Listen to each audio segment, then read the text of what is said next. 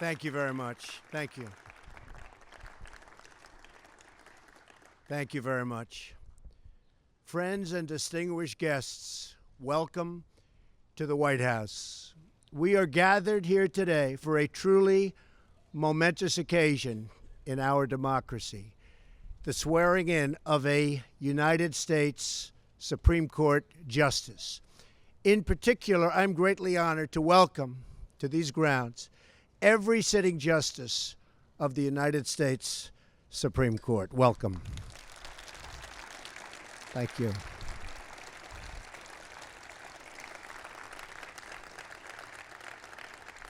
Mr. Chief Justice and fellow justices, it's a privilege to have you here to join in this historic moment on this very beautiful spring day in the Rose Garden. Spring is really the perfect backdrop for this joyful gathering of friends because together we are in a process of reviewing and renewing and also rebuilding our country. A new optimism is sweeping across our land, and a new faith in America is filling our hearts and lifting our sights. I'd also like to recognize Senator Cory Gardner. Here's Cory Gardner. Mike Lee. Where's Mike? He's around here someplace. Thank you. And Mike Crapo. Good. Hi, Mike. Thank you very much and for all your work. Thank you. And although he could not be here today, I especially want to express our gratitude to Senator Mitch McConnell for all that he did to make this achievement possible. So thank you, Mitch.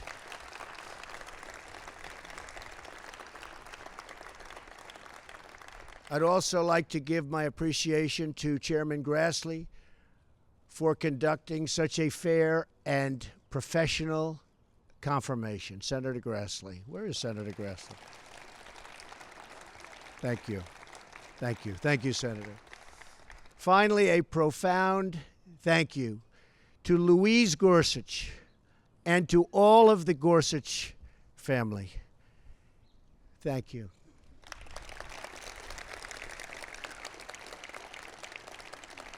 And Louise, I've heard it firsthand. I know what a total inspiration you are to your husband and to your entire family. So thank you very much. Fantastic. Thank you very much.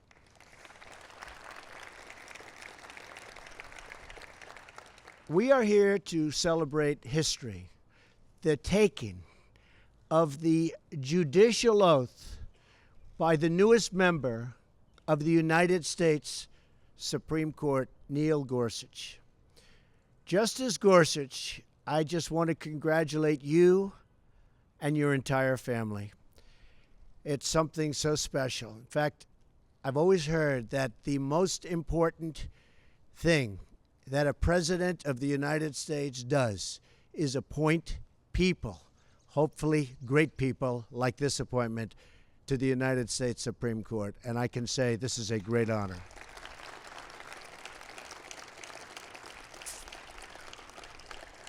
And I got it done in the first 100 days. That's even nice. You think that's easy?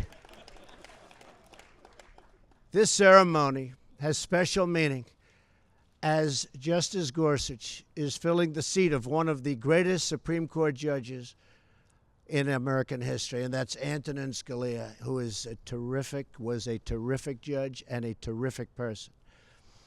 Justice Scalia was a patriot who revered our Constitution. He was beloved by many, very many, who are here today, and he is deeply missed by all of us. I want to, at this time, recognize his incredible wife, Maureen, who I got to know very well over the last short period of time. And Maureen, please stand up. Thank you very much. Thank you and your family. Thank you. Thank you, Maureen. Americans are blessed to have in Neil Gorsuch a man who will likewise be a devoted servant of the law. Over the past 2 months, the American people have gotten to know, respect, and truly admire our newest member of the United States Supreme Court. In Justice Gorsuch, they see a man of great and unquestioned integrity. They see a man of unmatched qualifications. And most of all, and most importantly, they see a man who is deeply faithful to the Constitution of the United States. He will decide cases based not on his personal preferences, but based on a fair and objective reading of the law. Today, we have all three branches of government represented at this event. It is a very special thing and a very special happening. And it's worth taking just a minute to remember what it all means. In our founders' incredible wisdom, they gave each branch of government a different role in our great republic. We have a Congress to write the laws on behalf of the people. We have a president to enforce those laws and defend our nation. And we have a Supreme Court to apply and interpret the law in a fair and impartial manner when disagreements arise.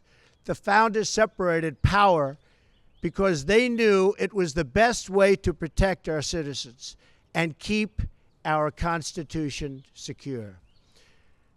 Justice Gorsuch, you are now entrusted with the sacred duty of defending our Constitution. Our country is counting on you to be wise, impartial, and fair, to serve under our laws, not over them, and to safeguard the right of the people to govern their own affairs. I have no doubt you will rise to the occasion and that the decisions you will make will not only protect our Constitution today, but for many generations of Americans to come. In just a moment, Justice Gorsuch will be sworn in by Justice Kennedy, a great man of outstanding accomplishment. Throughout his nearly 30 years on the Supreme Court, Justice Kennedy has been praised by all for his dedicated and dignified service. We owe him an enormous debt of gratitude, and I am honored that he is with us today.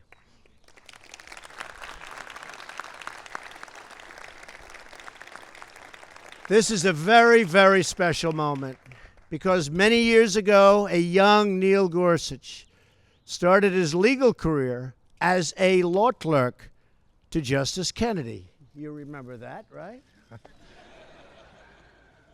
It is a fitting testament to Justice Kennedy's impact that upon giving the oath to Justice Gorsuch, he will become the first ever Supreme Court justice to serve with one of his former law clerks. That's sort of a big deal, isn't it?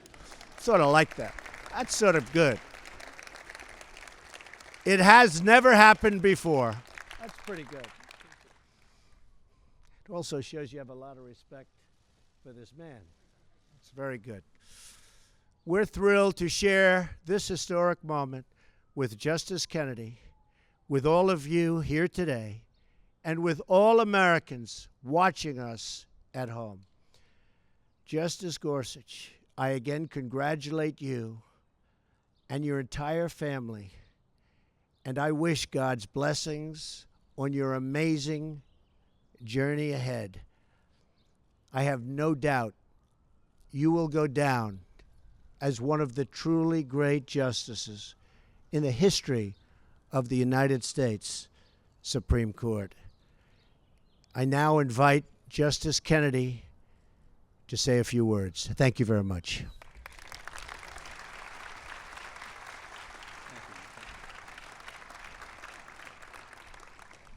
Thank you, Mr. President. Mr. Chief Justice, Justice Gorsuch, and my fellow adherents to the idea and the reality of the rule of law. As many of you know, There are two oaths that a member of the federal judiciary must take. The first is the constitutional oath that so many of you are familiar with. It applies to all three branches of the government.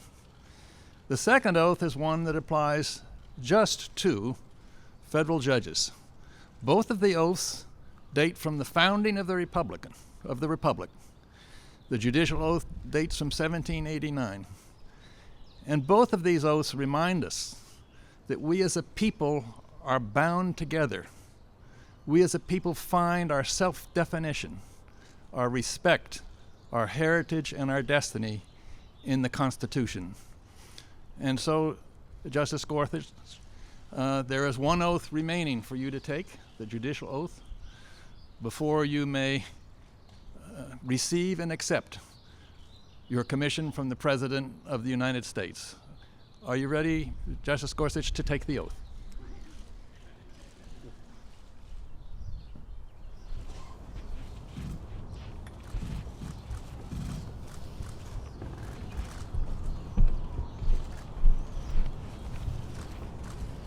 Are you ready to take the oath, Justice Gorsuch? Please raise your right hand and repeat after me. I, Neil M. Gorsuch, do solemnly swear I, Neil M. Gorsuch, do solemnly swear that I will administer justice without respect to persons that I will administer justice without respect to persons and do equal right to the poor and to the rich, and do equal right to the poor and to the rich, and that I will faithfully and impartially discharge and perform and that I will faithfully and impartially discharge and perform all the duties incumbent upon me all the duties incumbent upon me as Associate Justice of the Supreme Court of the United States, as Associate Justice of the Supreme Court of the United States, under the Constitution and laws of the United States. under the Constitution and laws of the United States. So help me God. So help me God. Congratulations.